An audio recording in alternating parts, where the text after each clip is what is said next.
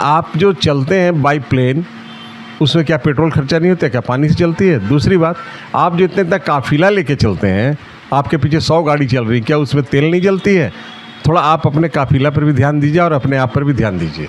Cell के रूप में, कारीगरी के रूप में लाखों लाख आदमी जुड़ा हुआ, अगर छटनी होता है, काम नहीं मिलता है, तो उसका घर कैसे चलेगा? नहीं, प्रभाव तो देखिए बाज़ार पर तो पड़ेगा ही। निश्चित है कि सारा चीज़ सेल्स पे ही निर्भर कर रहा है, आपको बेचने पर ही। और दूसरी बात है कि अगर ये बात बोले हैं मोदी जी, तो निश्चित रूप से कुछ ना कुछ अपना व्यवस्था हम लोग के लिए भी देखे ही होंगे, कुछ ना कुछ सोचे ही होंगे। ये तो उम्मीद करते हैं हम लोग उनसे। और व्यापारी वर्ग के तो हमेशा वो साथ रहे हैं, और देखते हैं कि नेक्स्ट स्टेप अब क्या फैसला लेते हैं अपना। साथियों, हमें विदेशी मुद्रा बचाने के जो भी रास्ते हम लोग अपना सकते हैं, हमें बचाना होगा। साथियों, गोल्ड यानी सोने की खरीद एक और पहलू है जिसमें विदेशी मुद्रा बहुत अधिक खर्च होती है।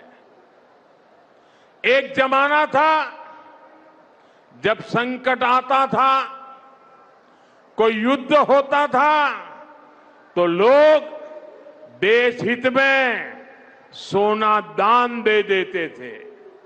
आज दान की जरूरत नहीं है, लेकिन देश हित में हमको ये तय करना पड़ेगा कि साल भर तक घर में कोई भी फंक्शन हो, कोई भी कार्यक्रम हो, हम सोने के गहने नहीं खरीदेंगे, सोना नहीं खरीदेंगे।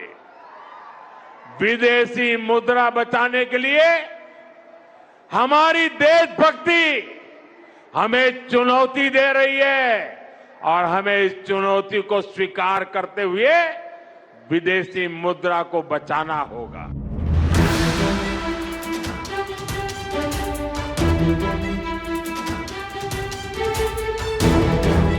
निश्चित रूप से अगर साल भर का सोना खरीदने से अगर मना करें, लेकिन सर्वोच्च पद पर तो हमारे माननीय मोदी जी जो बैठे हुए हैं, तो कुछ ना सोच समझ के ही कुछ बोल रहे होंगे या जो भी फैसला लिए हैं।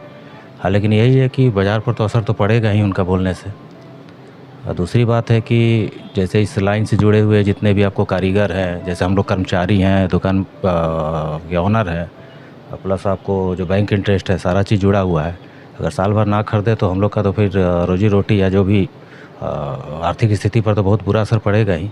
तो इसके लिए माननीय मोदी जी से यही एक रिक्वेस्ट है कि एक वैकल्पिक व्यवस्था क्या हम लोग के लिए देखें अपना, ताकि हमारा भी अपना जो चल सके बढ़िया से। और बाकी देश हित के लिए तो माननीय मोदी जी तो बहुत कदम उठाते हैं, कुछ सोच समझ के ही बोले हैं। हाँ, लेकिन हमारा भी थोड़ा ख्याल करें, देखें अपना। नहीं, प्रभाव तो देखिए बाज़ार पर तो पड़ेगा ही। निश्चित है कि सारा चीज़ सेल्स पे ही निर्भर कर रहा है, आपको बेचने पर ही। और दूसरी बात है कि अगर ये बात बोले हैं मोदी जी, तो निश्चित रूप से कुछ ना कुछ अपना व्यवस्था हम लोग के लिए भी देखे ही होंगे, कुछ ना कुछ सोचे ही होंगे। ये तो उम्मीद करते हैं हम लोग उनसे। और व्यापारी वर्ग के तो हमेशा वो साथ रहे हैं, और देखते हैं कि नेक्स्ट स्टेप अब क्या फैसला लेते हैं अपना। देखिए, मोदी जी देश के अनुसार अपना जो सोच के बोल रहे हैं, कर रहे हैं, वो ठीक है, लेकिन इससे मार्केट बहुत ज़्यादा इफेक्ट होगा। मार्केट इफेक्ट होगा तो बेरोजगारी भी बढ़ेगा।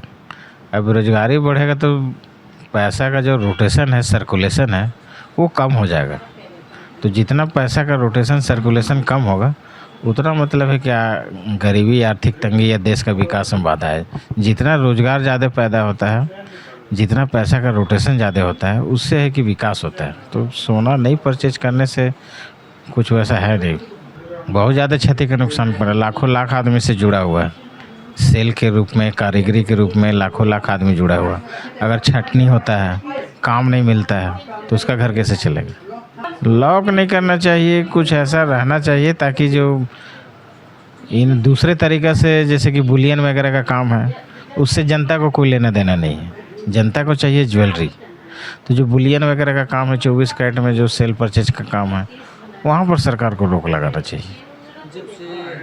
काहे कि ज़्यादा पैसा वहाँ इन्वेस्ट हो जा रहा है, आदमी ट्रेडिंग के थ्रू या अन्य माध्यम के थ्रू जो पैसा लगा रहा है बुलियन वगैरह में, तो इससे ज्वेलरी से ज़्यादा इन्वेस्टमेंट वहाँ हो जा रहा है। उसमें बहुत सारा संभावना रहता है कि ब्लैक मनी भी इन्वेस्ट हो सकता है। तो वहाँ ज़्यादा सरकार को ध्यान देना चाहिए। ज्वेलरी बहुत ज़्यादा कुछ वैसा नहीं है। गोल्ड का रेट लेके मार्केट ऐसे भी डाउन है, और इस संवाद के कारण है कि संदेश के कारण और डाउन हो जाएगा, तो फिर समस्या तो इस फील्ड में बढ़ेगा।